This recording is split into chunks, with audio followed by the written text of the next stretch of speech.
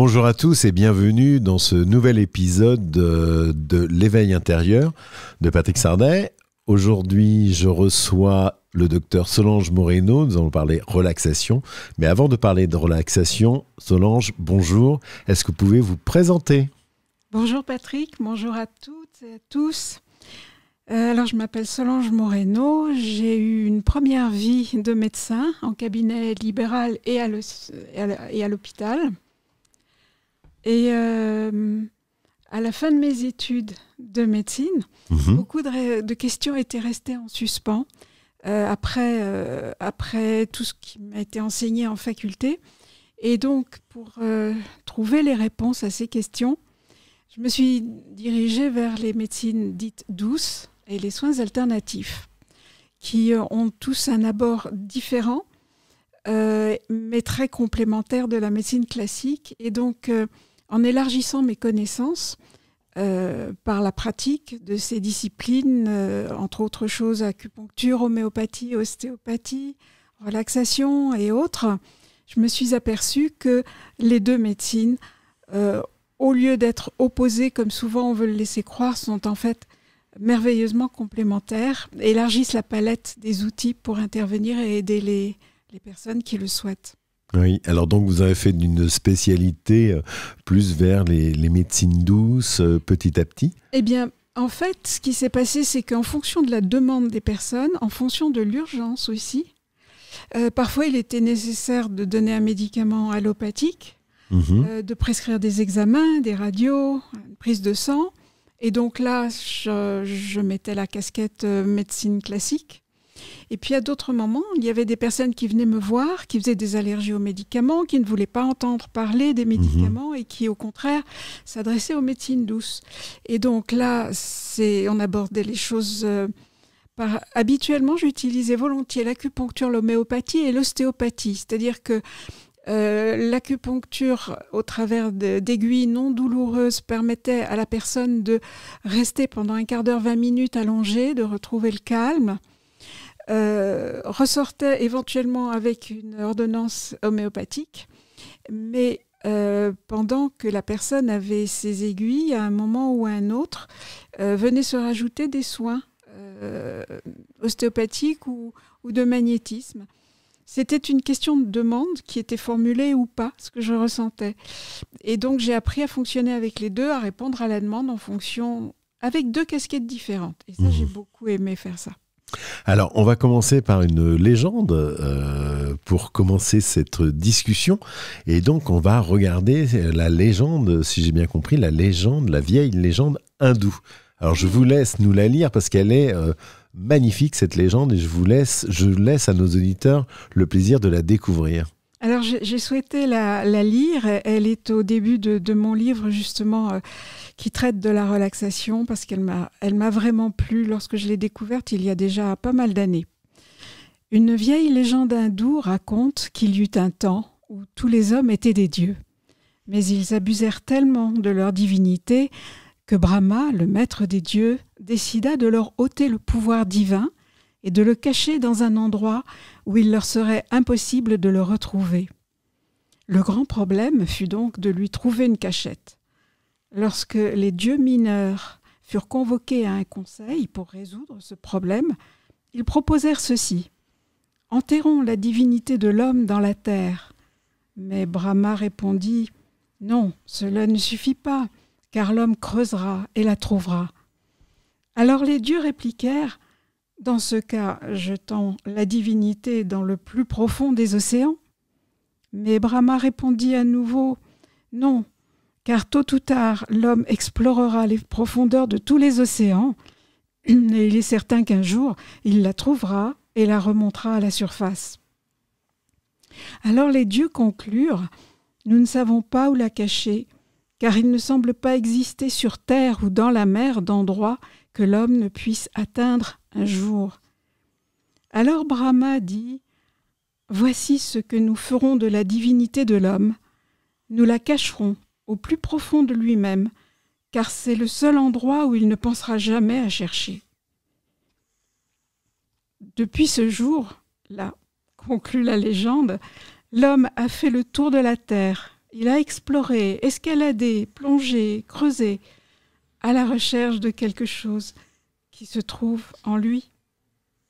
Très jolie légende sur son éveil intérieur, on va dire, parce que c'est presque ça, à l'intérieur de soi-même, d'aller retrouver... Totalement. Oui, c'est très très bien écrit, Totalement. et c'est une très jolie légende hindoue. Qu'est-ce que la relaxation ? Nous allons parler de ce sujet. Alors, vous avez écrit un livre sur vivre sa vie en relaxation. Donc, nous en reparlerons tout à l'heure. Mais en attendant, docteur, est-ce que vous pouvez nous expliquer ce qu'est la relaxation pour vous ? Alors, la relaxation est un état de détente profonde du corps et de l'esprit. On peut dire par ailleurs que la relaxation est un état modifié de conscience. Donc c'est un sujet très vaste parce que il faut savoir se mettre en relaxation, on connaît les bienfaits de la relaxation, il y a plein de choses autour de la relaxation. Alors déjà, en plus de ce que c'est, comment pouvons-nous pratiquer cette relaxation et pourquoi et dans quel cas ? Alors, pour aborder la relaxation, nous devons aborder les rythmes du cerveau, puisque pour entrer en état de relaxation, il faut ralentir son cerveau. Notre cerveau émet des ondes en permanence qui sont enregistrables à l'électroencéphalogramme et en fonction de la fréquence de ces ondes, de la rapidité donc de ces ondes, nous traversons des états modifiés de conscience différents, de plus en plus profonds quand on part de l'éveil jusqu'au sommeil. Alors, lorsque nous avons les yeux ouverts en parlant, dans nos activités quotidiennes, nous sommes dans un état qui est appelé l'état bêta, puisqu'ils sont tous étiquetés avec des lettres grecques. Donc, comme nous le sommes actuellement, en ce moment, vous et moi, les yeux ouverts en parlant, si on enregistrait nos cerveaux à ce moment-là, il y aurait une série de cycles, de dessins en forme d'accent circonflexe, assez saccadés. Et il y en aurait entre 12 et 30 à 40 par seconde. C'est le cycle le plus rapide en état d'éveil extérieur élargi. Car il y a d'autres ondes que je n'ai peut-être pas mentionnées lorsque nous avons abordé l'éveil intérieur, qui sont les ondes gamma, où là, les ondes sont très amples et très rapides et elles traduisent un état de concentration maximale quand on fait une activité.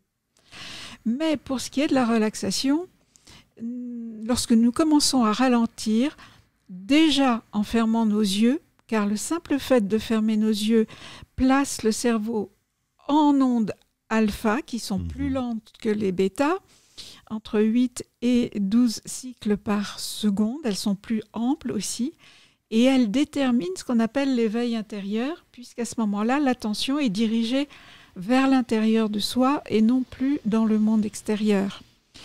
Lorsqu'on continue à ralentir, à se détendre, à un moment donné, lorsqu'on franchit le cap des 8 cycles par seconde, on se situe entre 4 et 8 au niveau de la fréquence. Et là, il s'agit d'un éveil intérieur, mais profond, c'est-à-dire qu'on va dans les couches profondes de notre être, ou alors un sommeil léger. Nous sommes à la limite, à la lisière. Et lorsqu'on continue à se détendre, comme ce que nous faisons en fait chaque soir en nous endormant, puisque nous passons sans le savoir par ces états modifiés de conscience, ça va vite, on ne nous a pas appris à les repérer, mais nous les pratiquons vraiment de manière spontanée, mais sans le savoir. Eh bien, en continuant à ralentir, on arrive dans le rythme delta, qui est situé entre 0,5 et 4 cycles par seconde, entrecoupé de cycles bêta lorsque nous rêvons. Et donc, en fonction de la fréquence vibratoire de ces ondes, il est difficile de dire en même temps si l'état de relaxation que l'on induit en se reposant provoque le ralentissement des ondes cérébrales, ou si c'est le ralentissement des ondes cérébrales par la détente qui induit les états de relaxation avec tous les bienfaits qui sont produits. C'est une concomitance.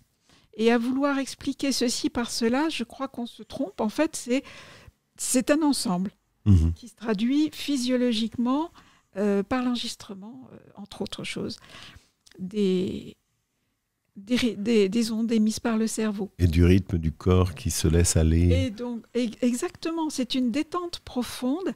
Et si on apprend à travailler en état alpha et θ, puisque c'est le but de la relaxation, qui s'apparente aussi à la sophrologie, à l'hypnose, à l'auto-hypnose, à la méditation, même si la méditation, en principe, est destinée à être dans une absence totale d'interaction, qu'elle soit intellectuelle ou pas intellectuelle. La méditation, ce serait plutôt le vide. Mais en même temps, le cerveau, il est quand même en état alpha ou θ. Alors qu'en relaxation ou éventuellement en sophrologie, tout dépend la forme que l'on veut donner à ces séances, on travaille. Alors, il y a un premier stade qui résulte de la détente, qui est au niveau physique, le fait de lâcher prise avec les tensions qui sont dans le corps musculaire, qui en général sont installées par toutes les contraintes du monde extérieur ou celles que nous nous imposons. Donc dans ces moments de relaxation, on lâche prise avec tout ça. Vraiment, on abandonne, on se laisse porter, un peu comme quand on fait la planche sur l'eau. Et rien que de faire cela, des circuits s'ouvrent, aussi bien dans notre cerveau que dans notre corps. Il y a une sécrétion de médiateurs chimiques au niveau du cerveau qui élabore des hormones dont on parle beaucoup depuis un certain temps, les endorphines, la sérotonine, la dopamine, et puis éventuellement l'ocytocine aussi. Et donc, tout ce flot d'hormones qui se répand dans notre corps se surajoute à la détente qui est provoquée. Et elle entraîne aussi, petit à petit, à mesure qu'on s'enfonce un peu comme avec un ascenseur qui va dans les sous-sols, on ralentit et sans s'endormir, et c'est là qu'est l'apprentissage de la relaxation. C'est-à-dire que nous pratiquons tous un état de relaxation, sauf qu'on transite et hop, on repart dans le sommeil en bas. Ou alors on émerge du sommeil et hop, on passe par la relaxation et puis on arrive dans le bêta et on commence à s'agiter, à parler, à ouvrir les yeux, à aller boire son café, etc. Donc, la visée et ce que se propose de faire des séances de relaxation, c'est apprendre à rester dans cette frange où le cerveau émet des ondes alpha et θ sans s'endormir pour en recueillir les bienfaits, donc au niveau physiologique, parce qu'à ce moment-là, on se régénère, on se détend, on s'ouvre, et donc cela se répercute à tous les niveaux, au niveau santé, aussi bien au niveau nerveux qu'au niveau... Oui, j'en avais déjà parlé effectivement à un autre podcast, aussi au niveau nerveux, au niveau cardiovasculaire, au niveau digestif, urogénital, au niveau cutané, ostéomusculaire aussi. On peut résoudre beaucoup de douleurs musculaires qui sont dues à des tensions, alors qu'on met une étiquette d'arthrose ou d'arthrite ou je ne sais quoi, et qu'on fait des radios, et sur les radios, à partir d'un certain âge, ben oui, on voit de l'arthrose. Et pourquoi certaines personnes de ce même âge n'ont pas de douleur, se portent comme un charme, alors qu'aux radios, il y a de l'arthrose? Et pourquoi d'autres personnes qui n'ont pas d'arthrose ressentent la douleur ont des douleurs? Eh bien, parce qu'il y a des tensions. Et ça, la médecine classique zappe un peu avec ça, et donc propose des médicaments, des anti-inflammatoires qui, eux, vont provoquer des effets secondaires, et on ne s'en sort pas, et les infiltrations, et l'estomac qui fait mal. Alors que on apprendrait soi-même à se détendre régulièrement pour empêcher que ces états de tension ne s'installent. Et là, d'une part, on arriverait à résoudre le problème par soi-même, d'où autonomie. Prévention, que ça ne continue à amplifier, à s'en mêler, parce qu'il y a vraiment des histoires quand on apprend à écouter le corps, comme on le fait en ostéopathie, par exemple, ou même en magnétisme, au niveau d'autres corps qui nous entourent, eh bien on se rend compte que ce sont des tas de fils qui sont simplement emmêlés, mais vraiment emmêlés, et qu'il suffit de les démêler simplement par une écoute, par une présence. Et ça, c'est fabuleux, parce que quand on met les mains sur une personne en ostéopathie, ou aussi à d'autres niveaux en magnétisme, on sent que le simple fait qu'il y ait une présence, que l'on écoute cette personne, son corps simplement sentant qu'on écoute, prend la direction des opérations et nous guide. Et la personne qui pratique l'ostéopathie ne fait rien d'autre que d'être à l'écoute et de se laisser guider, parce que la personne qui s'est emmêlée au niveau de son subconscient sait très bien par quel chemin elle est passée et elle sait très bien comment... Et ça a été la grande découverte en ce qui me concernait, parce que je me suis aperçue que de l'extérieur, nous ne savons rien, mais dans le corps, c'est inscrit. Et il suffit simplement de se mettre à l'écoute, d'apporter son magnétisme personnel en tant qu'être humain, en touchant ou un peu à distance, selon les besoins, et puis les capacités de l'intervenant, pour que les choses se dénouent. Et là, il n'y a pas de médicaments, il n'y a pas besoin, on reste en bonne santé, et puis dès qu'on sent qu'on est en train de basculer sur une situation de déséquilibre, on intervient tout de suite, on se fait une séance de relaxation un peu plus souvent, et puis on coupe net, au lieu d'aller plus loin et de débouler dans ce qu'on appelle la maladie. Alors justement, comment la pratiquer ? Comment vous donneriez quelques indications par rapport à ça ? Oui, j'ai juste... j'aimerais compléter, parce oui, que allez-y. le côté physique. Une fois acquis cette détente physique, ce bien-être et cette prévention, le poste de travail dans lequel on se trouve aborde d'autres aspects, c'est-à-dire la résolution de questions qu'on se pose quand on a besoin de résoudre un problème ou quand on a un projet sur lequel on doit travailler, plancher, trouver des solutions, être créatif. Alors là, on est vraiment aux anges, parce que dans cet espace-là, c'est comme si notre ordinateur central était branché sur l'ordinateur universel. C'est un Wikipédia universel. Et ça, à partir de là, le cerveau, quand il fonctionne en état bêta, il est incapable de faire ce travail-là. C'est-à-dire que lui, il intellectualise, il réfléchit, il se pose des questions, et puis il envisage, etc. Et puis, à vrai dire, par moments, il s'en met un peu plus. Donc, une fois qu'on a étudié un dossier, par exemple, quand on veut faire un travail en bêta, on fait du brainstorming en équipe, etc. Et une fois qu'on a bien intégré toutes les données, intellectuellement, on arrête complètement, on met tout ça au repos, et là, on passe en alpha, en θ, on s'isole, soit en rentrant chez soi le soir, soit sur place, si on travaille avec une équipe qui a l'esprit ouvert, on va s'isoler dans son bureau, on se prend une demi-heure, on lâche tout, on se met en état de relaxation qu'on a appris à instaurer progressivement, parce que c'est comme une gymnastique, c'est comme un sport, ça s'apprend. Et une fois que vous l'avez appris, c'est installé en vous. Et donc, vous bénéficiez de ces capacités qui sont magnifiques. Donc, on trouve des solutions et on peut aussi se programmer positivement, ce qui est fantastique quand on a besoin d'anticiper un succès à l'avance. C'est ce que font beaucoup les équipes sportives, d'ailleurs. Et puis, voilà, tout un travail comme ça où... Alors, dans ce livre, il y a des tas d'exemples, justement, de quelle manière et dans quelles circonstances du quotidien peut-on utiliser la relaxation. Et là, ça va aussi bien du plan relationnel pour éviter les conflits, au plan de la réussite à obtenir une augmentation chez son patron, le plan de réussir son permis de conduire qui va avoir lieu dans 15 jours, se soigner soi-même en utilisant sa main et son magnétisme personnel. Et ça, c'est absolument fabuleux parce qu'on émerge. Et là, c'est vraiment un état de gratitude dans lequel on se trouve, parce que c'est un cadeau immense. D'abord, d'être soulagé.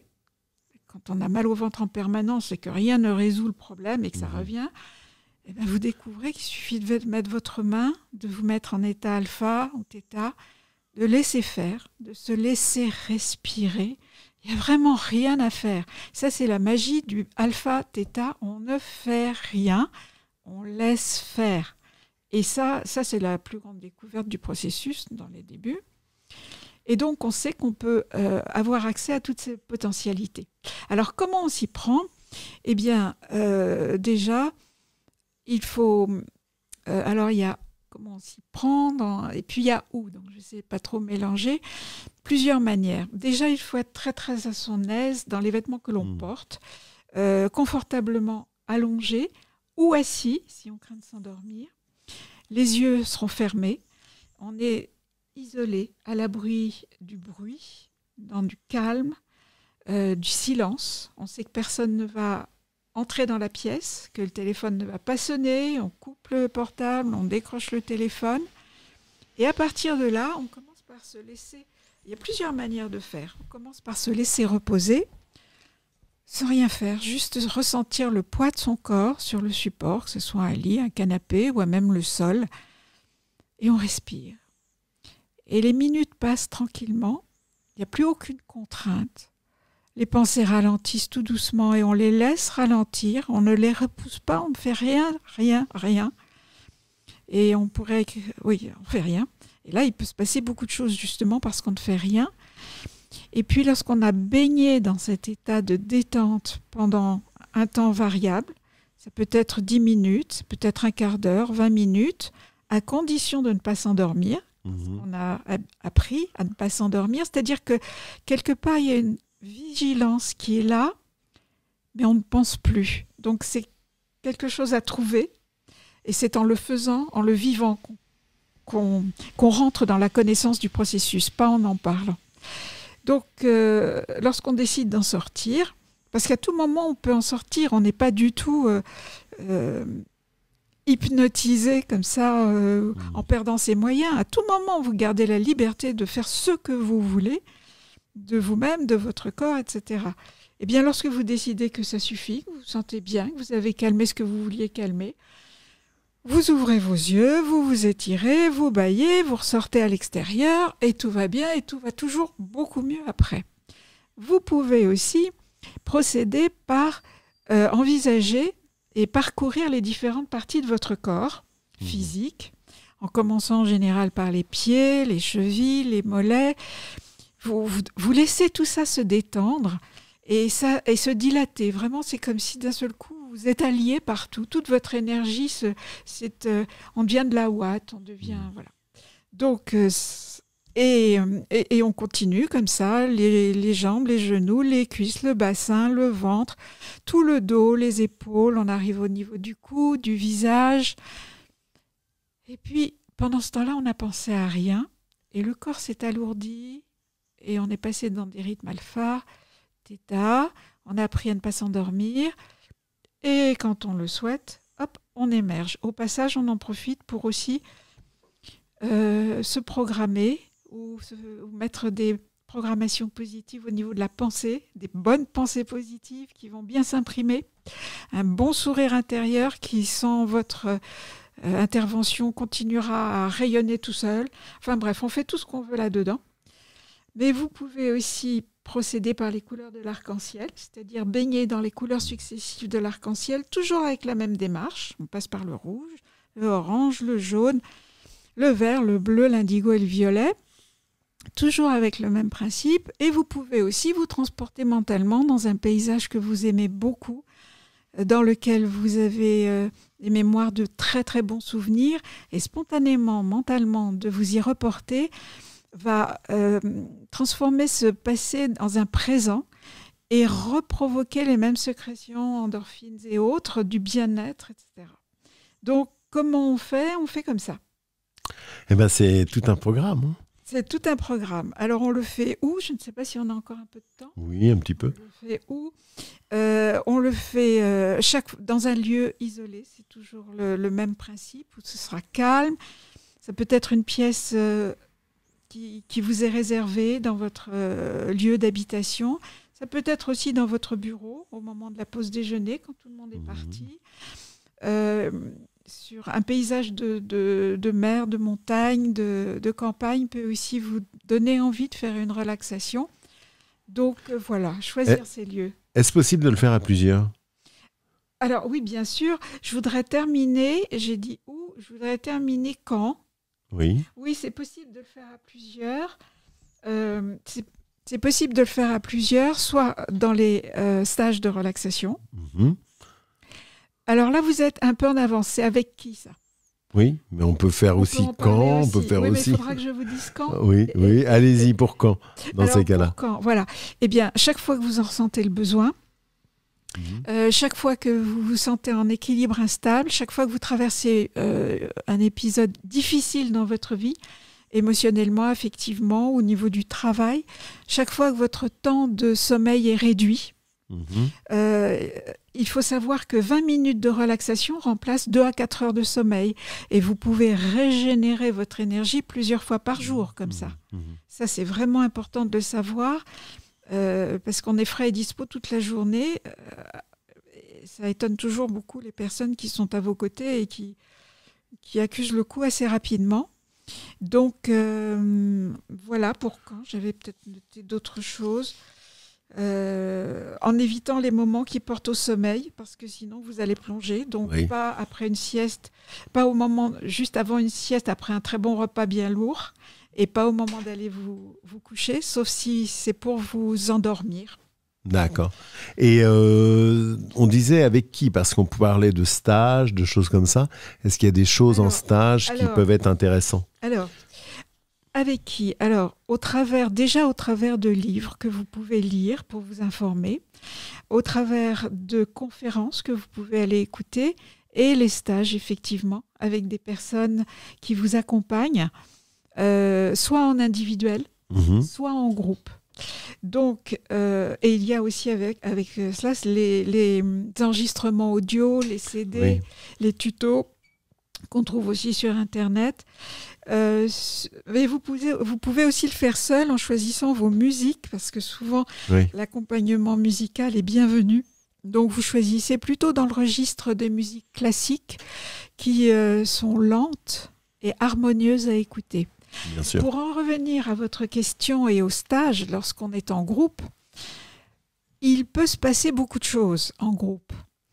À la fois, il y a une dynamique qui amplifie les effets, comme chaque travail en groupe, mais vous pouvez avoir affaire à des personnes qui s'endorment et qui ronflent. Et alors là, déjà, ça commence à devenir très gênant, parce que alpha et θ, avec quelqu'un qui ronfle à côté, 1 ou 2 ou 3 personnes, je dirais presque que les gens ont envie de s'en aller, pas de revenir. Vous avez aussi des réactions survenues de choses, de contenu issus de l'inconscient, avec des larmes, parfois des verbalisations. On sent que les personnes sont un peu ailleurs, un peu comme pour les personnes qui sont somnambules, etc. Il y a des tas de manifestations qui peuvent avoir lieu. Alors, ça dépend aussi parfois des degrés. Quand vous êtes en initiation ou premier stade de l'apprentissage, ça peut arriver. Lorsque vous êtes déjà plus avancé, là, c'est moins. D'accord. Moins fréquent. Oui. Et alors, en relaxation, vous pouvez prendre des thèmes. Et ça, c'est absolument fantastique, parce que là, vous partez à l'aventure. C'est le voyage. Et vous reviendrez plein de cadeaux. Mais plein de cadeaux. Écoutez, c'était quand même un sujet très intéressant sur la relaxation. Pour rappel, Solange Moreno, vous avez écrit un livre qui est Vivre sa vie en relaxation, que l'on trouve où exactement? Je sais qu'on le trouve à la FNAC. Ce livre sera disponible à la fin de l'année 2023, là. Et oui, à la FNAC, sur Amazon, sur Décitré, et puis chez l'éditeur BOD, Books on Demand. Donc fin 2023. Et c'est un livre passionnant qui commence par la fameuse légende hindoue. Et vous allez trouver des dessins, vous avez beaucoup de choses à l'intérieur du livre, beaucoup pour vous aider dans votre éveil intérieur, dans votre relaxation. Et puis des tas d'exemples, surtout concrets. Et ça vous permet de vous-même de vous y mettre, Et je vous invite à le découvrir sur tous les sites de vente et de commerce. Alors, on a également d'autres livres que vous avez écrits. Vous avez écrit « Quand le ciel et la terre se rejoignent ». C'est un recueil, je crois, de poèmes. Des poèmes, oui. Justement, écrits en état alpha. Voilà. Il y en a plusieurs. Il y en a 3. Là, j'en ai apporté 2. Et tout ça sera disponible aussi en fin d'année. Et j'aurais aimé vous lire un des poème justement qui rejoint, si nous avons le temps. Oui, bien sûr. Qui rejoint. Alors je vous laisse. On va regarder. Tout ce qui se passe au niveau du cerveau. Alors. Parce que nous avons évoqué le cerveau. Allez-y, je vous laisse nous laisser. On va découvrir ce poème ensemble. Quelqu'un me dit un jour, vous savez, les ennuis, toujours ça vous poursuit. C'est comme ça, c'est la vie. Et le temps qui s'enfuit emportant nos envies et toutes nos rêveries, ça aussi c'est écrit. Pourtant certaines nuits ou certains jours de pluie, quand tout semble détruit, sans issue, sans sortie, que l'idée vient enfin, sans autre théorie, de changer de registre, de niveau d'énergie, c'est le cerveau qui pense, c'est le cerveau qui prie, c'est le cerveau qui danse, c'est le cerveau qui rit. C'est une mélodie jaillie de l'infini qui nous parvient sans bruit, comme tout près d'ici. Tel un nouveau défi et au moment choisi, elle nous parle, nous instruit, tant de choses, elle dit. C'est là que se produit, toujours sans préavis, un phénomène inouï qui nous laisse éblouis. Soudain guidé, conduit et comme investi, notre esprit a grandi, tout devient inédit. C'est le cerveau qui pense, c'est le cerveau qui prie, c'est le cerveau qui danse, c'est le cerveau qui rit. Toujours en synergie, ce cadeau de la vie sans cesse reconstruit une belle harmonie. À la paix se dédie, au projet s'initie, alors que tout en lui s'affranchit et sourit. Tout cela est en toi, tout cela est gratuit. Là est ton paradis et le rêve est permis. Tu le sais, mon ami, en toi de la magie, oui, en toi du génie, relié à l'infini. Par le cerveau qui pense, par le cerveau qui prie, par le cerveau qui danse, par le cerveau qui rit, par ton cerveau qui pense, par ton cerveau qui prie, par ton cerveau qui danse, lui qui aime la vie. Très très joli texte et très joli Voilà. poème de Solange Moreno que je vous invite à découvrir dans le livre Quand le ciel et la terre se rejoignent, tout simplement. Et au travers du site, qui Voilà. va apparaître. Merci beaucoup Solange. Merci à vous. À bientôt, au revoir. Au revoir.